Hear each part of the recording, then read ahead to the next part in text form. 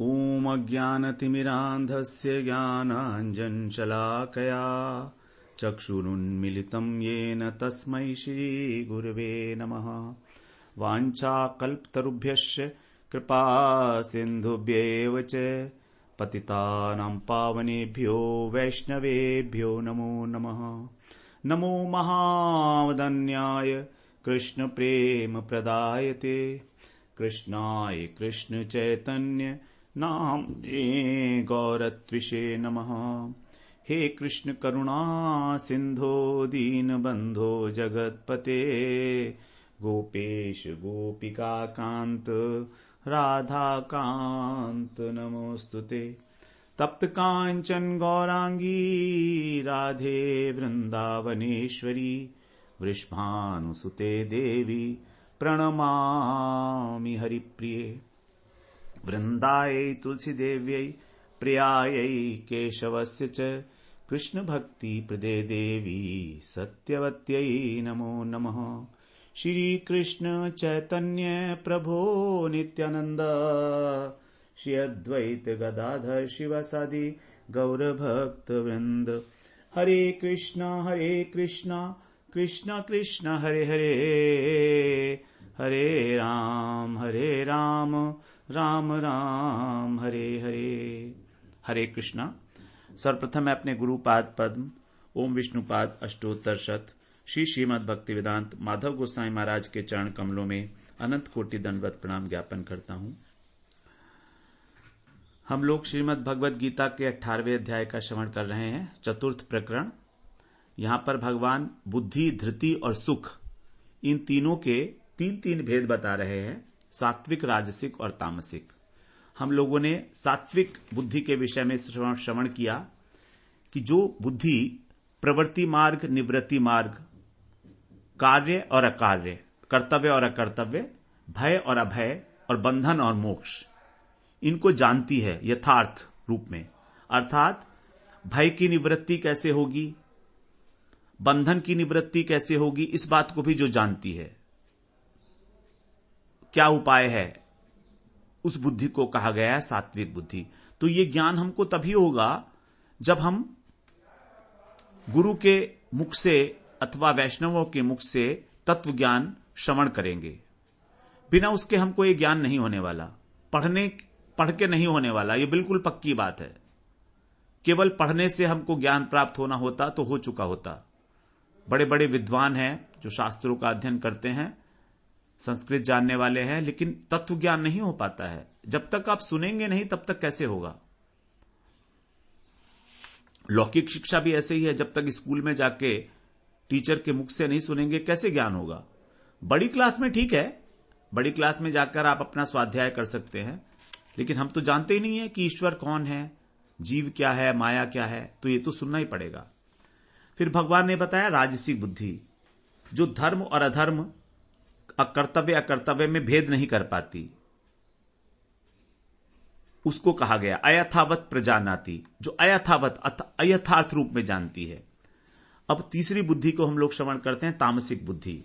तो कह रहे हैं भगवान 32वें श्लोक में, अधर्मम धर्मम मितिया मन्यते तामसावृता सर्वार्थान विपरीतांश बुद्धि सा पार्थ तामसी।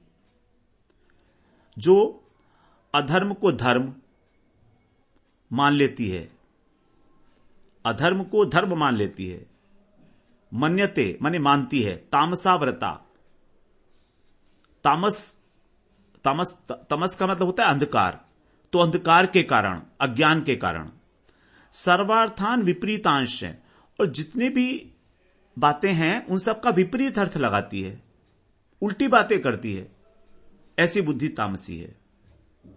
कोई सीधी बात भी बोलोगे तो वो उसका उल्टा अर्थ लगाएगा। यह बुद्धि बड़ी खतरनाक है। अधर्मम धर्मम इतिया, जो अधार्मिक कृत्य हैं उनको धर्म मान लेना, जैसे ईश्वर निंदा, वैष्णव निंदा, शास्त्र अवज्ञा, गुरु का अपमान, वर्णाश्रम के प्रतिकूल आचरण, दंभ, असंतोष, व्यभिचार, किसी दूसरे को दुख देना, असत्य भाषण, ये सब निषिद्ध हैं, पाप कर्म है।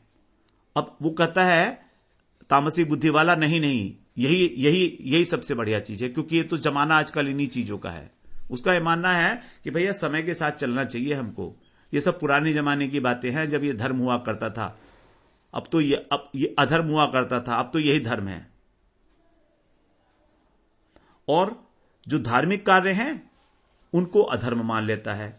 इंद्रिय निग्रह, अशौच, ब्रह्मचर्य, सात्विक भोजन, क्षमा, अहिंसा, सरलता, परोपकार, ये सब कहेगा नहीं नहीं, इसका जमाना चला गया, अब तो हमें जमाने के साथ जीना है। तो उल्टी बात सोचता है हर चीज, धर्म को अधर्म मान रहा है, अधर्म को धर्म मान रहा है। अब क्या करोगे इसका? सर्वार्थान विपरीतांश, इसी प्रकार से अकर्तव्य को कर्तव्य मान लेता है, दुख को सुख मान लेता है, अपवित्र वस्तु को पवित्र मानता है, हानि को लाभ मानता है। उल्टी बात। बुद्धि सा पार्थ तामसी, ऐसी बुद्धि तमोगुण से पूरी ढकी हुई है, तामसावृता, उसकी विवेक शक्ति लुप्त है। इसी कारण प्रत्येक विषय में वो उल्टी बात सोचता है, और यही बुद्धि अधोगति में ले जाने वाली है। इसलिए इस प्रकार की विपरीत बुद्धि को तो सर्वथा ही त्याग करना चाहिए। अब हमको बताएगा कौन कि हमारी बुद्धि विपरीत है? जो हमसे श्रेष्ठ पुरुष हैं वही तो हमें बता सकते हैं। और बताएंगे कब? जब हमारी उनमें श्रद्धा होगी। अगर श्रद्धा होगी तभी हम उनको सुनेंगे भी, वरना हम सुनेंगे भी नहीं। तो इसीलिए हमें अपने आत्मनिरीक्षण करके ये जानना चाहिए कि हम कहीं किसी बात में उल्टा तो नहीं अर्थ लगा रहे उसका। अब 33वें श्लोक से हमारी धृति आरंभ हो रही है। ये थोड़ा सा इंपॉर्टेंट विषय है, धृति को समझना। विशेष रूप से जो 3 प्रकार की धृति बताई है, सात्विक, राजसिक और तामसिक, कह रहे हैं 33वें श्लोक में भगवान, धृत्या यया धारयते मनः प्राणेन्द्रिय क्रिया योगेन व्यभिचारिण्या धृति सा पार्थ सात्विकी। हे पार्थ, जिस अव्यभिचारिणी धारणा शक्ति के अनुसार, धारणा शक्ति से, अव्यभिचारिणी धारणा शक्ति से योग के द्वारा, योगेन मतलब योग के द्वारा, मन, प्राण और इंद्रिय, मनः प्राणेन्द्रिय क्रिया, मन, प्राण और इंद्रियों की क्रियाओं को धृत्या यया धारयते, जिसको धारण किया जाता है। तो जिस धारणा, अव्यभिचारिणी धारणा शक्ति से मनुष्य योग के द्वारा मन, प्राण और इंद्रियों की क्रियाओं को धारण करता है, उसको कहा जाता है सात्विक धृति। This is very important to understand. हमारे मन की, हमारे प्राणों की और हमारे इंद्रियों की जो भी क्रियाएं हैं, वो सात्विक धृति के द्वारा ही धारण की जा सकती हैं। यदि हमें अपना मन को वश में करना है, इंद्रियों को वश में करना है, तो तभी हो सकता है जब हमारी सात्विक धृति होगी। बिल्कुल सीधी सी बात। तो जैसे हम लोग पहले श्रवण भी कराए हैं, किसी भी क्रिया, भाव अथवा वृत्ति, 3 चीजें हैं, वृत्ति, भाव और क्रिया। वृत्ति का मतलब है किसी भी कार्य करने की इच्छा, tendency, propensity to do some work. उस क्रिया से संबंधित भाव कि हम किस भाव से वो क्रिया करेंगे, सकाम भाव से, निष्काम भाव से, स्वार्थ भाव से, परोपकार से, ये भाव और क्रिया जो की जा रही है, ये तीनों चीजें। तो क्रिया करने की इच्छा, क्रिया करने का भाव और क्रिया, ये तीनों बातें, इन तीनों को जो धारण करता है दृढ़तापूर्वक, उस शक्ति विशेष को धृति कहा जाता है। It is very important. सारे दिन हम लोग काम करते हैं और उस काम करने के पीछे 2 बातें होती हैं, एक वृत्ति और एक भाव। क्रिया तो दिखती है। जैसे मान लीजिए हमारे घर में कोई आया, हमने उसका स्वागत किया, ये क्रिया हो गई। आइए बैठिए, हमने उसे कहा, ये क्रिया हो गई। अब इसके पीछे दो चीजें और हैं, वृत्ति और भाव। वृत्ति का मतलब है हमारे को उस व्यक्ति का स्वागत करने की इच्छा होनी चाहिए सबसे पहले, तो तभी तो हम स्वागत करेंगे। तो स्वागत करने की इच्छा होना। नंबर 2, भाव। किस भाव से हम उसका स्वागत कर रहे हैं? क्या फॉर्मेलिटी कर रहे हैं, या प्रेम से कर रहे हैं, या द्वेष भाव से कर रहे हैं, या लोगों को दिखाने के लिए कर रहे हैं? बहुत सारे भाव हो सकते हैं हमारे। अपना मतलब निकालने के लिए कर रहे हैं, या आगे कोई हो सकता है इससे काम पड़ जाए इसलिए स्वागत कर रहे हैं। अनेक प्रकार के भाव हैं। तो हमारी जो वृत्ति है, हमारा जो भाव है, और हमारे द्वारा जो क्रिया हो रही है, ये तीनों ही निर्भर करेंगी हमारी धृति के ऊपर।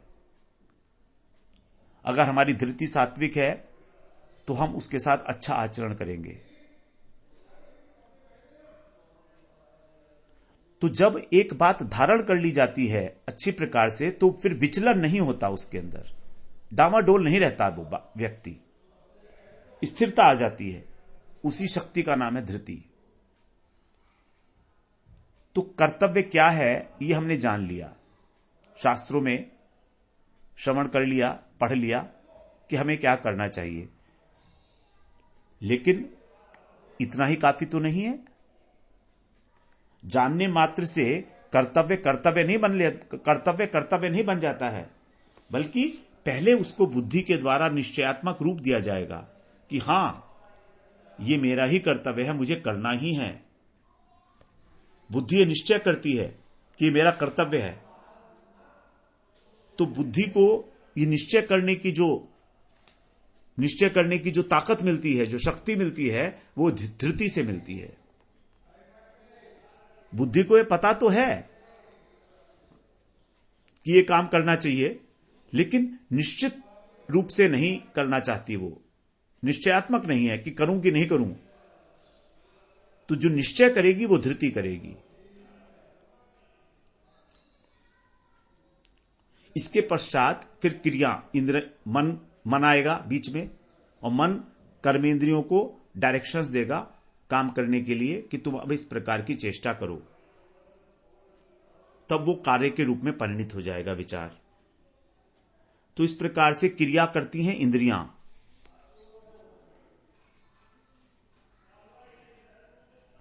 तो इसे हम, क्योंकि स्थिरता प्रदान करती है, इसलिए इसको निष्ठा भी कह दिया जाता है। तो कोई भी कार्य जो आरंभ किया गया है उसमें दृढ़ता पूर्वक लगे रहना, यही है धृति का कार्य। लगे रहने को भगवान ने इसे कहा था 7वें अध्याय के पहले श्लोक में, मय्यासक्त मना पार्थ योगम युंजन मदाश्रय। युंजन का मतलब है लगे रहना, योग में लगे रहना, भक्तियों का पालन करते रहना भगवान की सेवा के लिए, भगवान का आश्रय लेकर। ये जो युंजन है ये धृति है। तो किसी चीज में लगे रहना, लगने का स्वभाव ही धृति है। तो जब तक धृति के द्वारा मनुष्य अनेक प्रकार के विषयों को धारण किए रखता है, तब तक उसमें व्यभिचार दोष रहता है। व्यभिचार का मतलब है अलग अलग विषयों से संबंधित आचरण करना। लेकिन जब वो अपना उद्देश्य निश्चित कर लेता है, अटल कर लेता है, तब हम उसको कहेंगे अव्यभिचारिणी धृति। और अगर अनेक विषयों को सोच रहा है, अभी ये कर लूं, अभी ये कर लूं, अभी ये कर लूं, तो ये व्यभिचारिणी धृति हो गई। सात्विक धृति का केवल एक उद्देश्य होता है, और वो है भगवत प्रेम की प्राप्ति। क्योंकि एक निष्ठा केवल भगवत प्रेम में आके ही पर्यवसित होती है। संसार के कोई भी विषय के प्रति हमारी एक बुद्धि नहीं हो सकती, क्योंकि संसार में अनेक अनेक प्रकार के विषय हैं, अनेक अनेक प्रकार के व्यक्ति हैं, अनेक अनेक प्रकार के कार्य हैं। वहां पर हमारी बुद्धि के अंदर अनेकता होगी ही होगी। एक आदमी को खुश करेंगे तो दूसरा नाराज, दूसरा को करेंगे तो तीसरा नाराज। तो अनेक बुद्धि वाला होकर ही इस संसार में कार्य किया जाता है। केवल एक भगवान में ही बुद्धि की एक निष्ठता जो है वो संपादित होती है, सिद्ध होती है। इसलिए जब भी कभी हम एक निष्ठ बुद्धि की बात करते हैं तो समझिए कि भगवत प्रेम की बात की जा रही है। वही वास्तव में अव्यभिचारिणी धृति है। भगवत प्रेम प्राप्ति के लिए हमारे मन की, हमारी प्राणों की और हमारी इंद्रियों की क्रियाएं, तो ये जो धृति है इन तीनों का कंट्रोल करती है। मन को, प्राण को और इंद्रियों को इनका नियमन करती है। मन है प्राणेन्द्रिय क्रिया, धृत्या यया धारयते, मन है प्राणेन्द्रिय क्रिया। तो जब ये अव्यभिचारिणी रूप से धारण करती है एक उद्देश्य को लेकर, तब इसको सात्विक धृति कहा जाता है। योग कोई सा भी हो, योगेन अव्यभिचारिण्या, योग कोई सा भी हो, कर्म योग, ज्ञान योग, भक्ति योग, कुछ भी हो, हमें अपने मन को, अपने प्राणों को और अपनी इंद्रियों को भटकने नहीं देना है। जब तक उनमें भटकाव है तब तक समझिए कि हमारी धारणा शक्ति कमजोर है, सात्विक नहीं है, राजसी है। तो धृति एक ऐसी सूक्ष्म वृत्ति है बुद्धि की कि ज्यादातर लोग हम उससे अनभिज्ञ हैं। भगवत गीता में ही भगवान ने इसकी चर्चा की है विशेष रूप से। बुद्धि की चर्चा तो हम लोग बहुत करते हैं, थोड़ा थोड़ा समझते भी हैं। तो भगवत गीता की ये स्पेशल हमारे लिए अनूठी देन है कि भगवान ने हमें धृति से परिचय कराया। हमारा जीवन इस बात पर ही निर्भर करता है कि हम किस बात को किस प्रकार से धारण करते हैं।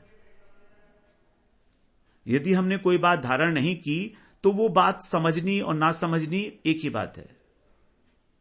एक कान से सुनी, दूसरे कान से निकाल दी, जिसको ऐसा बोलते हैं हम लोग, सुपरफ्लुअस, ऊपर ऊपर से। तो सात्विक धृति जो है हमें जीवन में स्थिरता की ओर प्रेरित करती है, परिपक्व करती है हमको योग के द्वारा, एक निष्ठा लाती है हमारे अंदर। हमारे जीवन में निष्ठा, स्थिरता, मन के अंदर जो चंचलता का अभाव है, विक्षेप का अभाव है, वो सात्विक धृति है इसका कारण। हमारे मन की, प्राणों की और इंद्रियों की क्रियाएं बहिर्मुखी ना होकर अंतर्मुखी हो जाएं, भगवतमुखी हो जाएं। यदि हमारा धृति परिपक्व है तो हमारा मन व्यर्थ की कामनाओं के पीछे नहीं भागेगा। मन को जहां लगाना चाहेंगे वहां लगेगा। भगवत विमुख जीव को भगवत सम्मुख करना यह काम है धृति का। जब वो धृति अव्यभिचारिणी होती है, मतलब संसार के पदार्थों के प्रति गमनशील नहीं होती, उनके पीछे नहीं भागती। मान सम्मान, पूजा प्रतिष्ठा इत्यादि के पीछे परलोक में, स्वर्ग में सुख मिलेगा, अष्ट सिद्धियां मिलेंगी, ये सब व्यभिचार है। तो किंचित मात्र भी लोक परलोक की भोगों की इच्छा ना करते हुए, सिद्धियों की इच्छा ना करते हुए केवल भगवान को चाहना, यही है अव्यभिचारिणी धृति। तो यदि हमारे को सात्विक धृति है तो हमारा मन के ऊपर, प्राणों के ऊपर और क्रियाओं के ऊपर आधिपत्य हो जाता है। We become very very powerful. तो we shall cultivate this particular सात्विक धृति वेरी वेरी स्पेशली। और सब इस सात्विक धृति को, सात्विक बुद्धि को कल्टिवेट करने का एक ही साधन है, भगवान का भजन करना। बस एक ही साधन है। कोई अलग अलग साधन नहीं है बुद्धि को कल्टीवेट करने के लिए, ज्ञान को कल्टीवेट करने के लिए, सात्विक बनाने के लिए।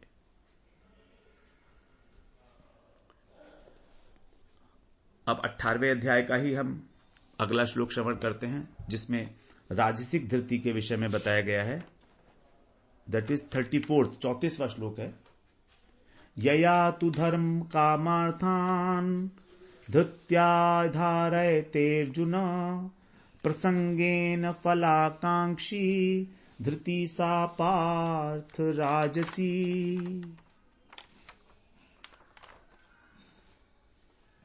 यया तू का मतलब आ गया फिर यहां पर परंतु हे प्रथापुत्र अर्जुन, फल की इच्छा वाला मनुष्य, फलाकांक्षी, जिस धारणा शक्ति के द्वारा, यया धृत्या, जिस धारणा शक्ति के द्वारा अत्यंत आसक्ति पूर्वक प्रसंगेन, प्रकृष्ट रूपेण संगेन, अत्यंत आसक्ति पूर्वक धर्म कामार्थान, धर्म अर्थ और काम, इनको धारण करता है, उसकी धारण शक्ति राजसी है। तो सात्विक धृति का उद्देश्य है परम प्रेम की प्राप्ति, भगवत प्राप्ति, और इसका उद्देश्य होता है धर्म अर्थ और काम की प्राप्ति। किसी भी तरह से धार्मिक काम भी करो, उससे पैसा कमाओ और उससे अपनी इच्छाओं को पूरा करो। ये जो त्रिवर्ग है, इसको त्रिवर्ग कहा जाता है। चतुर्वर्ग में तो मोक्ष भी आ गया, तो ये, लेकिन मोक्ष से इससे कोई लेना देना नहीं है राजसी को। तो ये श्लोक हमारे लिए बहुत इंपॉर्टेंट है, हम लोग इसी में आते हैं। धारणा शक्ति तो अपना काम करती है, क्या धारण करना है और क्या नहीं करना है यह निर्भर करता है हमारी विवेक के ऊपर, विचारों के ऊपर। तो भगवान ने यहां पर 3 प्रकार के भेद बताए धृति के, और निर्णय हमारी विवेक शक्ति के ऊपर छोड़ दिया, जागरूकता के ऊपर छोड़ दिया हमारी। यदि हमें उचित अनुचित विवेक करना है तो सात्विक धृति जागृत होगी, करना पड़ेगा, सात्विक बुद्धि होगी, तभी हमारी सात्विक धृति होगी। तो जीवन में जो 4 पुरुषार्थ माने गए हैं, धर्म अर्थ काम मोक्ष, उनमें से यहां पर मोक्ष को नहीं लिया गया है। धर्म कामार्थान, धर्म और काम और अर्थ के लिए, क्योंकि राजसिक व्यक्ति का उद्देश्य मोक्ष नहीं होता, उसका उद्देश्य होता है इस संसार के अंदर भोगों की प्राप्ति। भगवान के प्रेम की बात तो छोड़ ही दो, वो तो पंचम पुरुषार्थ है, परम पुरुषार्थ है। बस उसको तो किसी प्रकार से धन मिल जाए और भोग के पदार्थ मिल जाए, उन्हीं के लिए वो शास्त्रों में जो धार्मिक अनुष्ठान बताए गए हैं, यज्ञ दान तप इत्यादि, वो सब कुछ करता है, पूजा पाठ करता है, तीर्थ करता है, व्रत करता है, जो बता दे जिस प्रकार का उपाय वो करता है धन प्राप्ति के लिए। पंडितों के पास जाते हैं, जन्म पत्र दिखाते हैं, पूछते हैं क्या करें बताइए, वो बताते हैं अलग अलग उपाय। अंतःकरण में उसके कामनाओं का अंबार भरा पड़ा है, इसलिए उसकी धारणा शक्ति जो भी धारण करेगी उससे उसकी इच्छाएं पूरी होती चली जाएंगी। तो इच्छा जो पूरी हो रही हैं वो राजसिक धृति के कारण हो रही हैं। धृति इंपॉर्टेंट है, उसे कहीं भी लगा लो, धृति सबके अंदर है, कहीं भी लगाया जा सकता है उसको। यह है फलाकांक्षी, फल की इच्छा है, ठीक है, चाहे इस जगत में मिले चाहे परलोक में मिले तो उसको फल मिलेंगे। प्रसंगेन फलाकांक्षी, विशेषण लगा दिया, प्रसंगेन फलाकांक्षी। इस प्रकार का जो व्यक्ति है वो अत्यंत आसक्ति पूर्वक अपनी धारणा शक्ति के द्वारा धर्म का पालन करता है, बड़ा नियम पूर्वक करता है, किसी प्रकार की त्रुटि ना रह जाए, क्योंकि त्रुटि रह गई तो फल नहीं मिलेगा। फलाकांक्षी है ना, तो यह हुआ उसका धृति के द्वारा धर्म को धारण करना।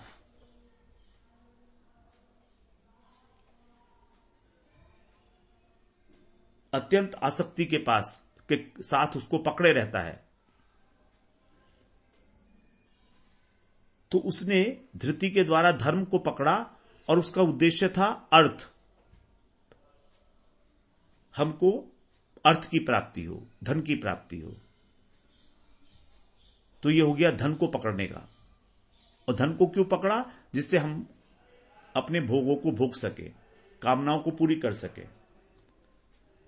तो अर्थ का अर्थ है यहां पर धन का संग्रह करना, और काम का अर्थ है भोग पदार्थों को भोगना।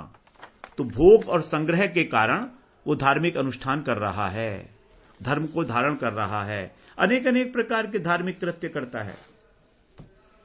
जो बता देता है पंडित, जैसे कहेगा वैसे करता है। अमावस्या का व्रत करेगा, पूर्णिमा का करेगा, ग्रहण पर दान देगा, तीर्थों में जाएगा, भंडारे करेगा, बड़े बड़े उत्सव करेगा, नवदुर्गा करेगा, तीर्थ यात्रा, गंगा स्नान, धार्मिक संस्थाओं में चंदा देगा, कभी कभी भागवत सप्ताह भी कराएगा अपनी इच्छा पूरी करने के लिए।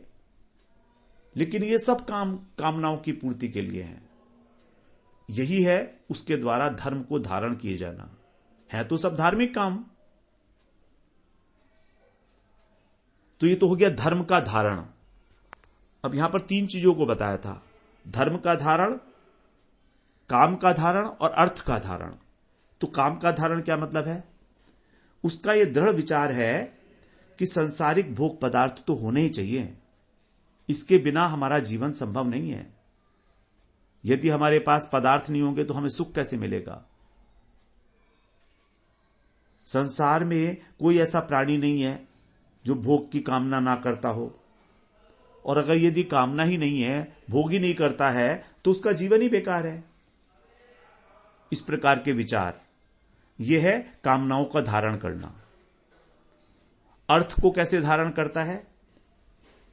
सोचता है कि संसार में धन के बिना तो कोई काम ही नहीं चलता, धन ही धर्म है, यदि धन नहीं होगा तो धर्म भी नहीं कर सकता। ऐसी विचारधारा है उसकी। कहा ना यहां पर, धर्म को धारण करना, अर्थ को धारण करना और काम को धारण करना। तो अर्थ को इस प्रकार से धारण करता है विचार करके। वो सोचता है जितने भी बड़े आदमी हैं उन्हीं को सम्मान मिलता है, और उनके पास धन है इसलिए वो बड़े बने हैं। तो इसलिए जीवन का उद्देश्य ही है धन कमाना और भोगों को भोगना।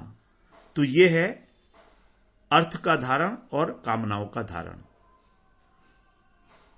तो धर्म कामार्थान धृत्याया धारयते, धृति उनकी ये धारण करती है धर्म को, कामनाओं को और अर्थ को।